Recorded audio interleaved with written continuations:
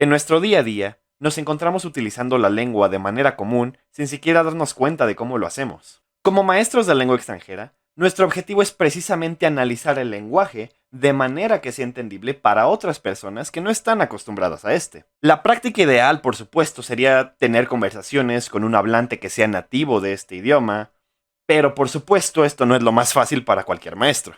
Pero otra opción, que puede ser igual o incluso más factible, es el analizar el idioma dentro de una narración literaria de nuestra lengua objetivo. Para demostrar esta idea, utilizaré como ejemplo un grupo ficticio de hablantes nativos del inglés en una clase de español, y el cuento La muerte de los Arango, de José María Arguedas.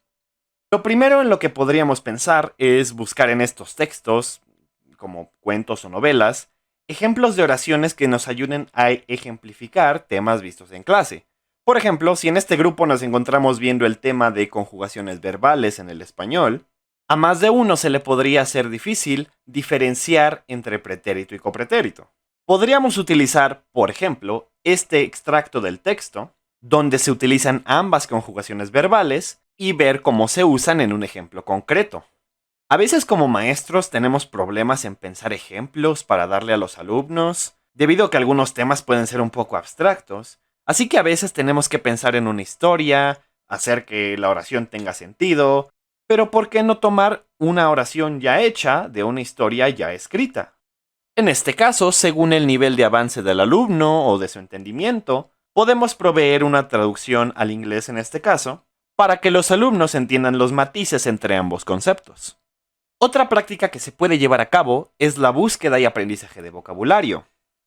Tomando como ejemplo este fragmento del cuento, podemos ver una gran cantidad de, por ejemplo, adjetivos en este caso, que en otros casos no veríamos muy utilizados en clase, pero serían importantes de aprender.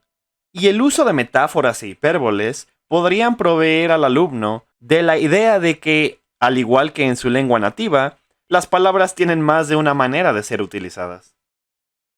Por último, pero no por eso menos importante, haciendo referencia a la asignatura de competencias para la comunicación intercultural, la literatura hispana en este caso está llena de referencias al mundo en el que fue creada, lo cual según el texto puede pintar en la mente del estudiante una impresión de lo que es vivir en estos lugares. Si nos imaginamos que esta clase se lleva a cabo en una escuela de clase media de Estados Unidos, por ejemplo, un alumno que haya vivido en una ciudad toda su vida, a lo mejor de vez en cuando visitando la parte más rural de su país, puede empezar a crearse una idea de cómo no todas las ciudades son iguales o no todos los pueblos son iguales. Retomando nuestro ejemplo de la muerte de los Arango, el autor retrata un paisaje muy específico en un pueblo del Perú, así como hace mención de, en este caso, la cultura quechua, lo cual puede recordar o comunicar al alumno que si bien en Hispanoamérica se habla el castellano, no es el único idioma que se habla aquí.